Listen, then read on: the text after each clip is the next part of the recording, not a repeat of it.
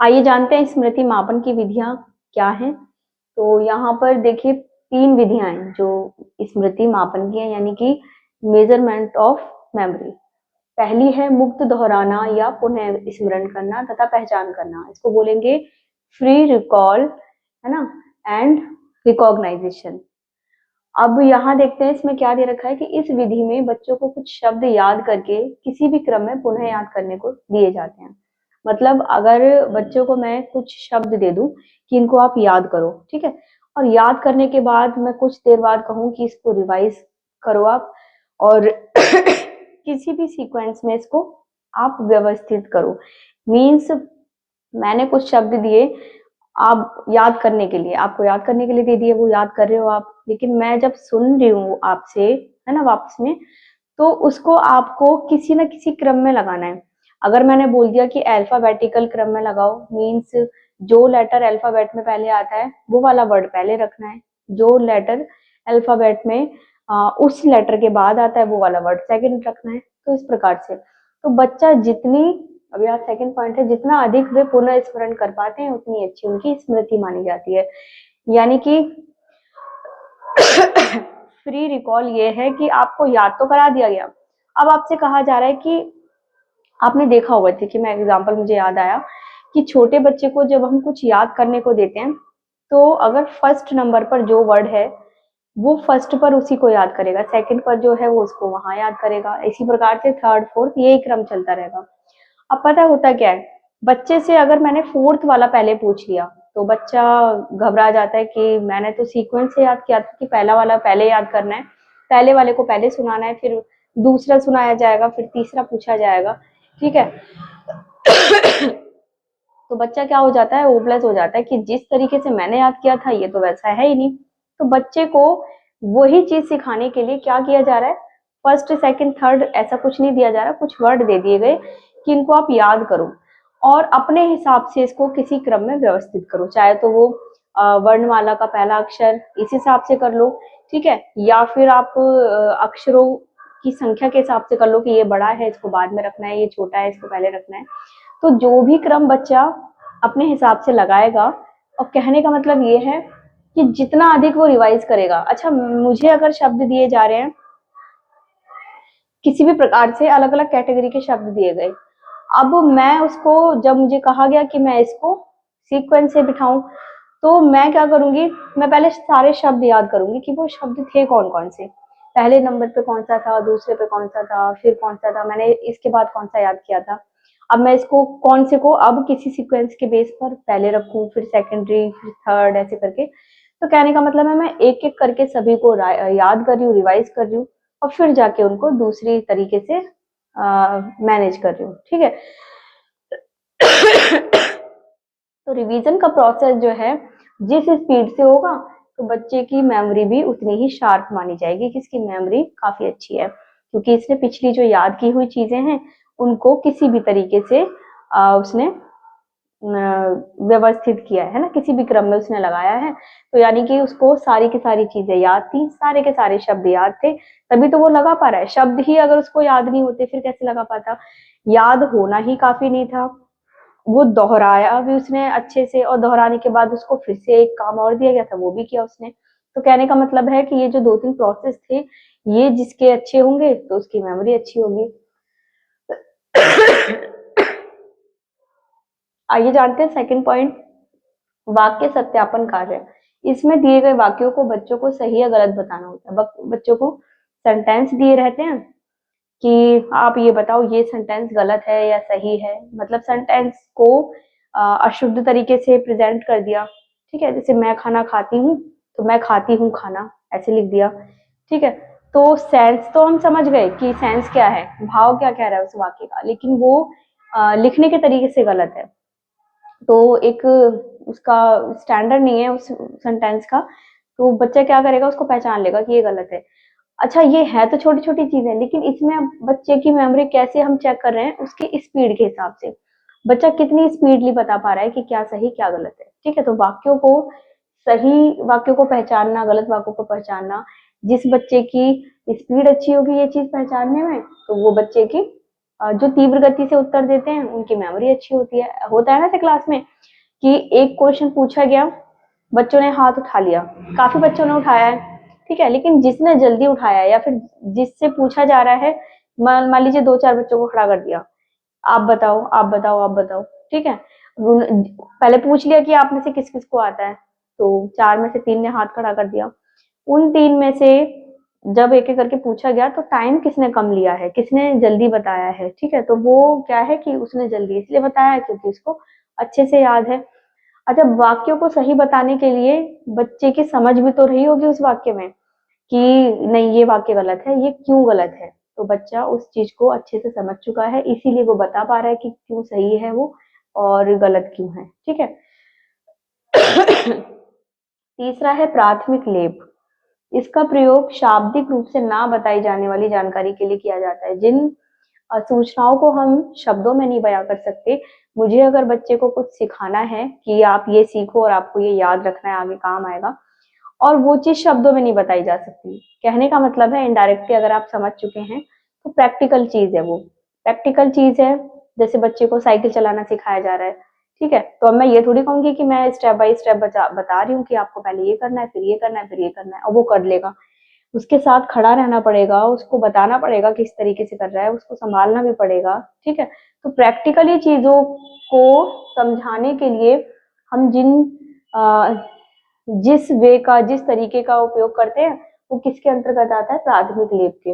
और वो प्रैक्टिकल यानी कि व्यवहारिक चीजें जब वो सीख जाता है तो वो अच्छे से याद रख पाता है, बजाय शाब्दिक जो चीजें होती हैं उनकी। इसके अलावा इसका प्रयोग ज्ञात शब्दों की सूची देकर उनसे संबंधित अन्य अधूरे शब्दों को पूरा करने के लिए भी किया जाता है। ये देखिए, ये वाला जो मेथड है ये किसी और वे में भी यूज होता है। वो किस प्रकार से होता है, वो ऐसे होता है कि मैंने बच्चे को कुछ शब्द दे दिए, जैसे मैं लिख रही हूँ ऑरेंज, पिंक, ठीक है, और फिर मैंने आगे ब्लैंक कर दिया, या मैं तीसरे नंबर पर ग्रीन के लिए मैंने GR लिख दिया। तो बच्चे को ज्ञात चीजें पहले दी गई, मैंने उसको कलर्स नेम याद कराए, ठीक है, और उसके बाद मैं क्या कर रही हूँ, मैंने 2-3 शब्द लिख दिए, अब मैं अगला जो शब्द है वो अधूरा लिख रही हूँ। बच्चा अपने आप कंप्लीट कर लेगा। क्यों कर लेगा, क्योंकि उसने जो ज्ञात, उसकी जो जानकारी थी, जो चीज उसके नॉलेज में थी, वो एकदम से पकड़ लेता है कि अरे ये 2-3 चीजें तो सेम है, इसका मतलब इसका नेक्स्ट जो है वो अगर इनकम्प्लीट है तो यानी कि ये वो वाली स्पेलिंग है ना, तो ऐसे बच्चा समझ जाएगा। तो कहने का मतलब है कि रीजनिंग में भी तो ऐसा होता है।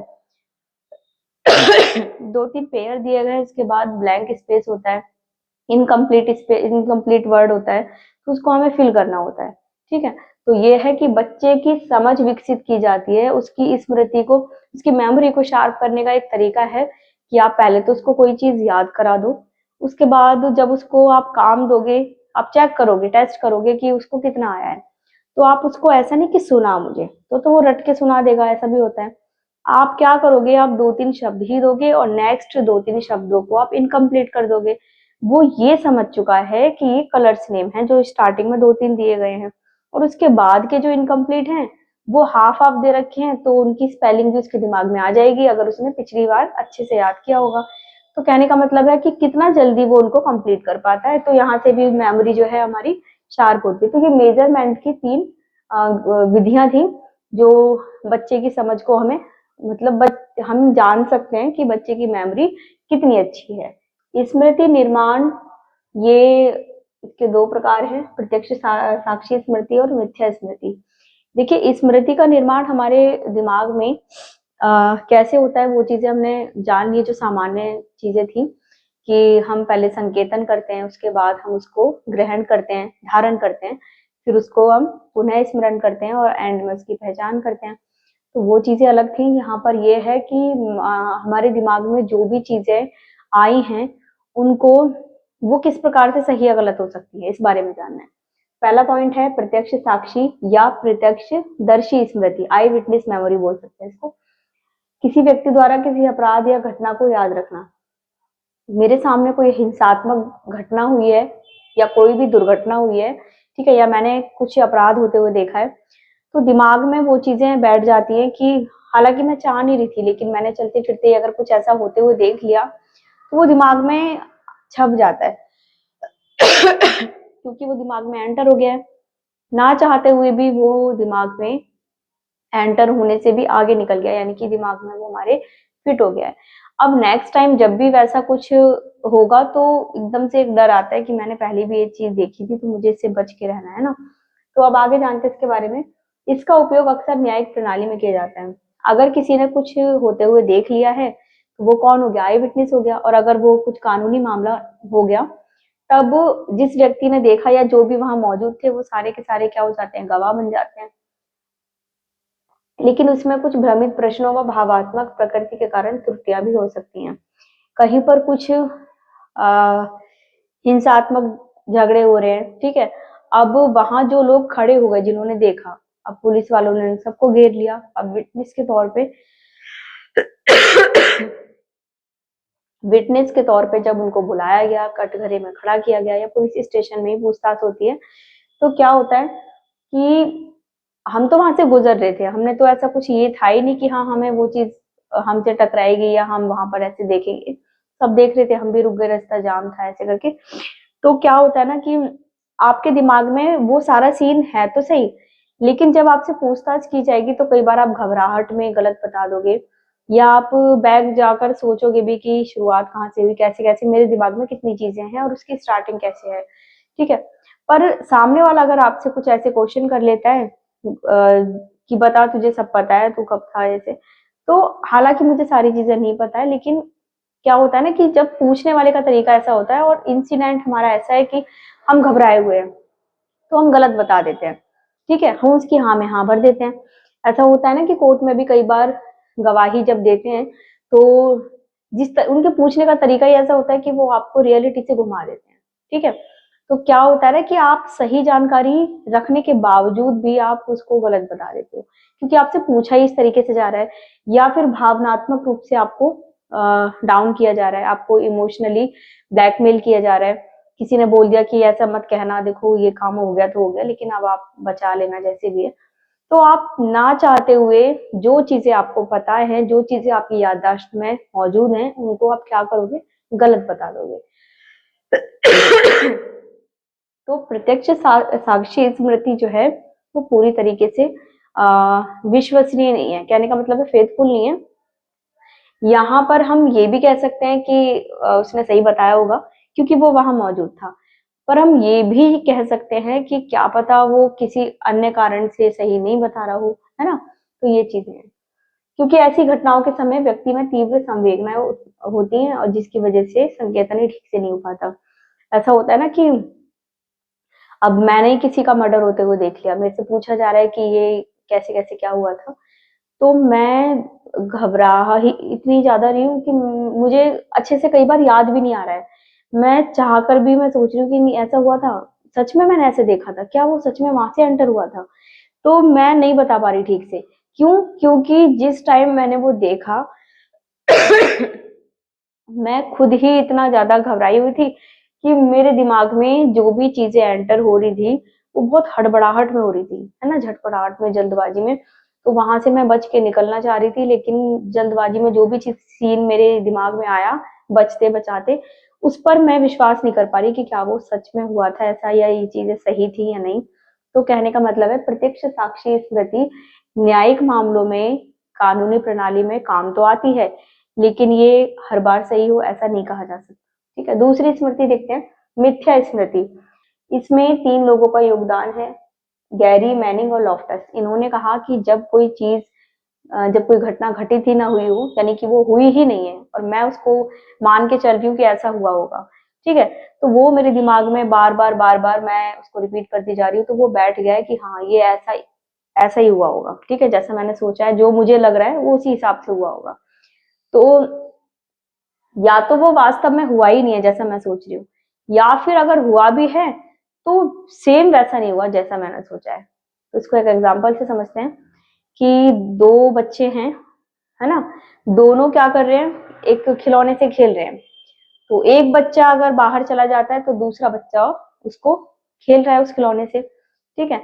अब पहले वाला जब अंदर आता है तो देखता है कि खिलौना टूटा हुआ है, तो उसको तो यही लगेगा कि मैं तो बाहर चला गया था, मैं तो इसको खेलते हुए छोड़ गया था, तो इसी ने तोड़ा होगा। हालांकि अब ये पहली चीज है कि वो घटना वास्तव थी ही नहीं, खिलौना तो टूटा है लेकिन जैसा उसने सोच लिया कि खिलौना इसी ने तोड़ा होगा तो वैसा नहीं हुआ। नंबर सेकंड, या तो वो वास्तव है ही नहीं या वास्तविक घटना से मिलती जुलती नहीं है, नहीं हो, ठीक है।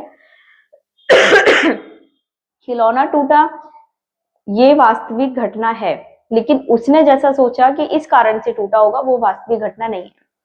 अब टूटा तो है, अभी वास्तविक घटना क्या ये भी जान लेते हैं। वास्तविक घटना ये है कि खिलौने से जो दूसरा बच्चा खेल रहा था, खेलने के बाद उसने रख दिया और उधर से वो खिलौना मान लीजिए घर में कोई पपी है, पालतू है ना, तो उसको उसने तोड़ दिया, उसने गिरा दिया या कैसे भी टूट गया। तो वास्तविक घटना तो ये है कि उस दूसरे बच्चे ने नहीं तोड़ा, टूटा तो है, ये वास्तविक घटना है, लेकिन उसको माना गया है पहले बच्चे द्वारा कि दूसरे बच्चे ने तोड़ा है, तो ये तो हुई काल्पनिक घटना जो कि उसने अपने दिमाग में बिठा ली है, ठीक है। वास्तविक घटना ये थी कि उस पपी ने तोड़ दिया। अब पप्पी ने तोड़ा है और वो सोच रहा है कि इसने दूसरे बच्चे ने तोड़ा है, ठीक है। तो ये दोनों ही मिलती जुलती नहीं है, टूटा है ये रियल है लेकिन वो सोच रहा है कि बच्चे ने तोड़ा है जबकि वास्तव में तो पपी ने तोड़ा है, तो वास्तविक घटना से इसका कुछ लेना देना नहीं है। अब इसका इसका असर जो है वो बहुत पड़ता है बच्चों में, आपसी में क्या हो जाता है, मतभेद हो जाता है कि तूने मेरा खिलौना तोड़ दिया, है ना। मान लीजिए कि एक बच्चे के पास दूसरा उसका पड़ोस का बच्चा खेलने आया है और खिलौना टूटा हुआ देखकर वो उस पर अग्रेसिव होने लगेगा। तो ये तो बच्चों की बात रही, बड़ों में भी ऐसा हो जाता है। हमें जब गलत इंफॉर्मेशन दी जाती है तो हम क्या करते हैं, हम हाइपर हो जाते हैं कि हम सुनते नहीं है, हमें बस ये लगता है कि किसी ने हमसे कुछ गलत बात मतलब बता दी, गलत तरीके से कोई बात बता दी, किसी के बारे में कुछ गलत जानकारी दे दी। अब हम सोचेंगे कि उसने इतना कॉन्फिडेंटली बताया है यानी कि ये सच बात है, और हमारे सामने कुछ ऐसे इंसिडेंट भी बन जाते हैं कि हम उस बात को सच मानने लगते हैं, ठीक है। ऐसा हो भी जाता है, कोइंसिडेंटली कुछ चीजें हमारे सामने ऐसी घटित होने लगती हैं कि जो हमें गलत जानकारी दी गई है उससे मिलती जुलती। इसका असर हमारे निजी जीवन पर भी पड़ता है, हमारे कार्य क्षेत्र में भी पड़ता है और सभी जो भी महत्वपूर्ण चीजें हैं उन सभी पर पड़ता है, है ना।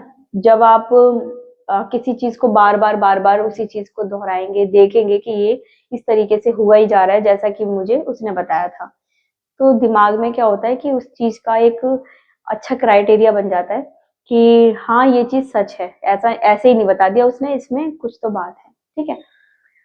किसी भी गलत जानकारी से हो सकता है और इसका प्रभाव किस प्रकार से पड़ेगा आपके जीवन, संपूर्ण जीवन पर पड़ेगा। तो ये जो दो स्मृतियां थी ये किस प्रकार से हमारे जीवन को प्रभावित करती हैं, तो ये आपने एग्जाम्पल से समझ ही लिया है, और साथ के साथ आप इनके स्क्रीनशॉट भी ले लिया करें। ये मैंने अपने नोट्स जो हैं वो बना रखे हैं तो ये काम के हैं आपके लिए भी, तो आप इनको ध्यान से लिखें, पढ़ें, समझें, ठीक है। नेक्स्ट पॉइंट समझते हैं विस्मरण यानी कि फॉरगेटिंग। अभी तक हम जान रहे थे कि स्मरण स्मरण स्मरण यानी कि मेमोरी क्या होती है, स्मृति क्या होती है, याद करना क्या होता है, कैसे होता है। अब इसके साथ ही इसका अपोजिट भी हमें जानना होगा कि हम भूलते किस प्रकार से हैं, ठीक है। देखिए किसी भी जानकारी को स्मरण ना रख पाने की असमर्थता क्या कहलाती है, विस्मरण। मैं असमर्थ हूँ कोई भी लंबा सा टॉपिक याद करने में, तो मैं कहूंगी कि मेरे से याद नहीं हो रहा। ऐसा होता है ना कि बच्चे मना करते हैं कि ये क्वेश्चन लेंथी है, ये वाला नहीं आना चाहिए पेपर में, ये तो मुझसे याद ही नहीं हो रहा। तो जब आप ऐसा फील करते हैं कि मुझसे ये याद नहीं होगा या मैं इसको स्टोर नहीं कर पाऊंगी, तो क्या होता है, उसके भूलने के चांस ज्यादा होते हैं। सेकंड पॉइंट, यह प्रभावी संकेतन व भंडारण की कमी के कारण भी हो सकता है। बिल्कुल, आपने कोई चीज जब स्टार्टिंग से ही सीरियस नहीं ली कि मुझे पेपर में इंपॉर्टेंट क्वेश्चन जैसे मैम बताती हैं, तो मैंने उनमें से भी 10 क्वेश्चन बताए, इसमें से भी मैं 5-6 ही याद कर पा रही हूँ, 3-4 मिनट से नहीं हो रहे हैं क्योंकि वो लेंथी हैं। तो मैं पहले से ये मान के चल रही हूँ कि मुझसे याद नहीं होंगे क्योंकि वो लेंथी है, तो मैंने उनका संकेतन नहीं किया, यानी कि मैंने उनको माइंड में एंट्री नहीं दी, उन पर मैंने अपनी समझ ही नहीं बनाई कि वो मैं कर भी सकती हूँ, मैंने पहले ही हाथ खड़े कर दिए, ठीक है। और उसके बाद जब मैंने उनको समझा ही नहीं तो मैं उनको रट के कितना याद कर सकती हूँ। समझ से चीज ज्यादा याद होती है, अब रटी हुई चीज आप दिमाग में ज्यादा टाइम तक नहीं स्टोर कर सकते। तो जब आपने समझा ही नहीं, स्टोर भी नहीं होगा, फिर आप उसको रिकॉल कैसे कर सकते हैं? जब पेपर में आप बैठेंगे तो कैसे आप उसको याद कर सकते हैं कि हाँ ये चीज ऐसे हो रही थी, है ना। तीसरा पॉइंट, हरमन, ये वही हैं हरमन एबिंगहॉस, ये जर्मन के जो मनोवैज्ञानिक थे। इन्होंने बताया कि विस्मरण के क्रम का एक निश्चित प्रारूप होता है। ये कहते हैं कि भूलने का भी एक डेफिनेटली सीक्वेंस होता है। यानी कि भूलना एक ऐसी प्रक्रिया है जो क्रमिक रूप से काम करता है। ये ऐसा मॉडल है जो सीक्वेंसली चलता है, अर्थात पुनः स्मरण के दौरान प्रयास निरंतर कम होते जाते हैं। इनका जो पूरा कथन था, पूरी जो इनकी कहानी है, उसका निचोड़ ये है कि ये कहते हैं कि जब मैंने कुछ बच्चों को कुछ याद करने को दिया और मैं दोबारा में जब उनसे सुनता हूँ, ठीक है, या जानता हूँ, उनको कहता हूँ कि वो दोहराएं, तो पहले प्रयास में तो वो ज्यादा मात्रा में नहीं दोहरा पाए, है ना, काफी सारी चीजें भूल रहे थे वो। सेकंड ट्रायल में उन्होंने कम चीजें भूली पहले की अपेक्षा, थर्ड ट्रायल में और कम। इस प्रकार से जैसे जैसे वो रिकॉल करते गए, रिवाइज करते गए, तो उनका जो रिवीजन था, यानी कि जो उनका प्रैक्टिस लेवल था, वो जैसे जैसे बढ़ता गया, वैसे वैसे उनकी कमियां जो है वो कम होती गई, यानी कि वो भूलने का जो प्रोसेस था वो घटता गया। ठीक है, तो इन्होंने ही क्या दिया था हमें, विस्मरण वक्र भी दिया था। इनके अनुसार जो चीजें थी, इनसे अलग आजकल के जो आधुनिक जो शोध हैं या इनके बाद के जो भी रिसर्च हुए, उसके अकॉर्डिंग प्रारंभ में स्मृति में तीव्र गति से गिरावट आती है। लेकिन स्टार्टिंग में हम चीजें स्पीडली भूलते हैं। तुरंत की चीजें हम जल्दी से याद नहीं रख पाते, लेकिन जो पहले की चीजें वो हमारे दिमाग में याद रहती हैं। ऐसा होता है, आपको भी पता है। ठीक है, तो प्रारंभ में स्मृति में तीव्र गति से गिरावट आती है और बाद में यह गति धीमी होती जाती है। यानी कि जैसे से टाइम निकलेगा, आप प्रैक्टिस अपनी बढ़ाते जाओ, तो आपकी वो भूलने का जो प्रोसेस है वो क्या हो जाएगा, कम हो जाएगा। एबिंगहॉस का विस्मरण वक्र, ये मैंने छोटा सा यहाँ पर समझाने के लिए बना दिया है। स्टार्टिंग में क्या होगा, आप भूलते जाएंगे, फिर ये गिरावट क्या हो जाएगी, कम हो जाएगी। ठीक है, देखिए, प्रयास ना किए जाने पर हम उसे किस तरह से भूलने लगते हैं, इस वजह से इन्होंने ये स्मरण वक्र दिया, विस्मरण वक्र, कि हमारी जो भूलने की दर है वो कैसी होती है। वो स्टार्टिंग में प्रयास कम रहते हैं तो गिरावट ज्यादा होती है, प्रयास बढ़ते हैं तो गिरावट कम होती है। ठीक है, अब ये भी 3 कारणों से है मेनली। चिन्ह ह्रास के कारण, यानी कि स्मृति चिन्ह, आपने किसी चीज को याद किया, उसके साथ आपने कोई साइन दिमाग में अगर बिठा लिया है, कुछ भी याद करते टाइम होता है ना कि हम किसी चीज को लिंक कर लेते हैं किसी चीज से, अगर उसकी कमी है तो भी आप भूलेंगे। आपने समझा टॉपिक और आपने याद भी कर लिया, दिमाग में आपने बिठा लिया है, लेकिन उससे जुड़ी हुई कोई चीज, कोई हिंट आपने दिमाग में नहीं बिठाई। सेकंड है पुनरुद्वार असफलता के कारण, मीन्स आप रिकॉल नहीं कर पा रहे ठीक से, क्योंकि आपने स्टार्टिंग में ही कमियां रखी थी, तो जिस वजह से आपने रिकॉल करना जो है वो वाला प्रोसेस आपका अच्छे से नहीं हुआ, इस वजह से भी आप भूलते हैं। होता है ना कि हम कितना भी मेहनत कर ले, कितना भी पढ़ ले, कुछ बच्चे ऐसे होते हैं जो सारे दिन किताब लेकर बैठे रहते हैं, पेपर में जब आते हैं तो पेपर में बैठते टाइम उनको कुछ भी याद नहीं रहता। भाई, मात्रा तुमने इतनी बढ़ा रखी है, ठीक है, आप स्मार्ट तरीके से याद नहीं कर रहे, स्मार्ट तरीके से आप पढ़ नहीं रहे हो, आप सिर्फ रट रहे हो, समझ नहीं रहे हो, है ना। तो क्या होता है कि आप जब रिकॉर्ड नहीं कर पा रहे हैं, पढ़ कितना भी लो, पढ़ना मैटर नहीं करता, उसकी नीड कब है, उस टाइम पर अगर आप मैनेज कर पाते हो चीजों को, तो वो काम आ जाती है। तीसरा है अवरोध के कारण। अवरोध के कारण भी देखिए 2 होते हैं, एक अग्रलक्षी और एक होता है पूर्वलक्षी। अग्रलक्षी वो कारण है कि अगर मैं हिंदी जानती हूँ, मुझे इंग्लिश लैंग्वेज सीखनी है, ठीक है, तो हिंदी लैंग्वेज में कोई ऐसी चीज है नहीं जो इंग्लिश लैंग्वेज में काम है। इंग्लिश लैंग्वेज अपनी सेपरेट है, हिंदी अपनी सेपरेट है। तो मुझे इंग्लिश लैंग्वेज सीखने के लिए प्रॉब्लम इसलिए हो रही है क्योंकि मैं पहले से ही एक लैंग्वेज की ज्ञाता हूँ, मुझे वही आती है, तो मैं बार बार मेरे मुंह से हिंदी ही निकल रही है, मैं इंग्लिश को बहुत जल्दी से नहीं पकड़ बना पा रही। ठीक है, तो वो अवरोध हो गया कि मुझे पहले से जो आता है उसकी वजह से मैं दूसरी चीज सीखने में रुकावटें फील कर रही हूँ। और इसका एक दूसरा कारण भी होता है पूर्वलक्षी, मुझे हिंदी आती है और मैं इंग्लिश सीखना चाह रही हूँ। हिंदी के कुछ शब्द ऐसे हैं जो इंग्लिश सीखने में हेल्प करेंगे मुझे, लेकिन मैं उनको याद नहीं कर पा रही। यानी कि आपका जो पूर्व ज्ञान है वो ही आप पे काम नहीं आ रहा नवीन ज्ञान को सीखने में। तो ये अवरोध कौन सा हो गया? पूर्वलक्षी। अग्रलक्षी कौन सा था? कि हमें नई चीज सीखनी है और पिछली से कुछ लेना देना नहीं है, फिर भी पिछली वाली चीज जो है हमारे दिमाग में बैठी हुई है, तो हम नई वाली को स्टोर नहीं कर पा रहे हैं।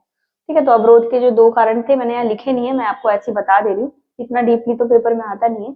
बाकी जानकारी सारी होनी चाहिए, कब कुछ क्या दे दे घुमा फिरा के, है ना।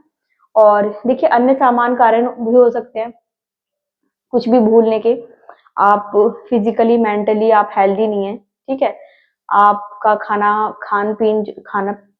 खाना पीना जो है वो ठीक से नहीं हो रहा है ना, उसका असर आपके दिमाग पर पड़ता है। और आपका वातावरण ठीक नहीं है, शांत माहौल नहीं है, आप पढ़ रहे हैं लेकिन शोर शराबे के माहौल में पढ़ रहे हैं, तो वो टिकाऊ नहीं रहेगा, टेम्पररी रहेगा। ठीक है, तो बहुत सारे अन्य कारण भी हो सकते हैं।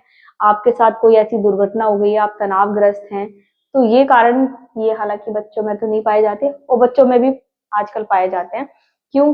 देखिए अक्सर बच्चों में नहीं पाए जाते, लेकिन हम आजकल कह सकते हैं कि छोटे छोटे बच्चे भी चीजों को समझते हैं, तो घर के माहौल का उन पर असर पड़ता है, तो वो पढ़ाई पर उतना फोकस नहीं कर पाते। ठीक है, घरेलू हिंसात्मक चीजें हैं और भी चीजें हैं, तो वो वाली चीजें दिमाग में बच्चों के बैठ जाती हैं, जिसकी वजह से वो कंसंट्रेट नहीं कर पाते और चीजों को बहुत जल्दी भूलने लगते हैं, ना सिर्फ पढ़ाई की ही, वैसे भी। ठीक है, तो ये कारण हमारे ये किसके थे? ये विस्मरण यानी कि फॉरगेटिंग।